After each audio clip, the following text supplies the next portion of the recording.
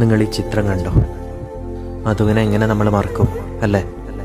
തൻ്റെ 18-ാം വയസ്സിൽ മധു അട്ടപ്പാടിയിൽ തൊഴിലുറപ്പിന് വേണ്ടി എടുത്തൊരു ഫോട്ടോ ആണിത്. തൊഴിൽ ചെയ്ത് ജീവിക്കാൻ വേണ്ടിയിട്ട് ആ മധുവിനെയാണ് കള്ളൻ എന്ന മുദ്രകുത്തി തല്ലിക്കൊന്നത്.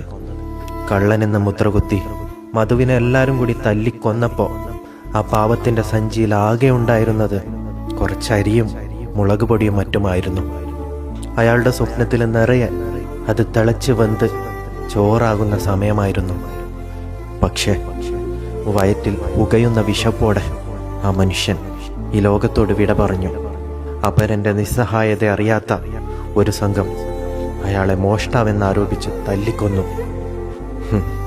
സംസ്കാരവും സാക്ഷരതയും പറഞ്ഞ് ഊറ്റം കൊള്ളുന്ന അമിത ഭക്ഷണം കഴിച്ച് അജീർണം പിടിച്ച സമൂഹത്തിന് വിശന്നലയുന്ന ഒരു മനുഷ്യൻ്റെ അവസ്ഥ മനസ്സിലാക്കാൻ സാധിക്കാത്തതിൽ എന്തത്ഭുതം.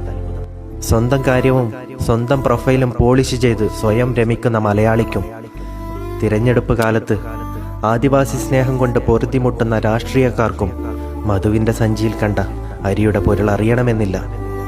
വനത്തിലെ ഗുഹകളിലും പാറയിടുക്കുകളിലും മാറി മാറി പാർത്ത കാലത്തൊന്നും മധുവിനെ ആരും ഉപദ്രവിച്ചിരുന്നില്ല. വന്യമൃഗങ്ങൾ അയാളെ ഒന്നും ചെയ്തില്ല. എന്നാൽ പ്രബുദ്ധരായ മലയാളി മനുഷ്യർ മധുവിനെ കയ്യറപ്പില്ലാതെ തല്ലിക്കൊന്നു. വിശന്ന് അയാൾക്ക് ഈ ഭൂമിയിൽ അല്പകാലം കൂടിയെങ്കിലും ജീവിക്കാനുള്ള സാധ്യതയും തല്ലിക്കെടുത്തി.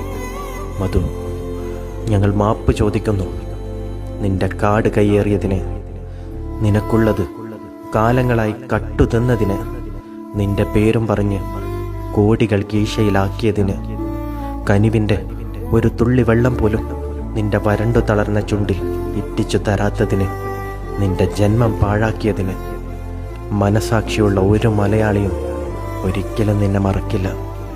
അവരുടെ ഓർമ്മകളിൽ ഒരു നൊമ്പരമായി, തീരാവേദനയായി നീ ഉണ്ടാവും.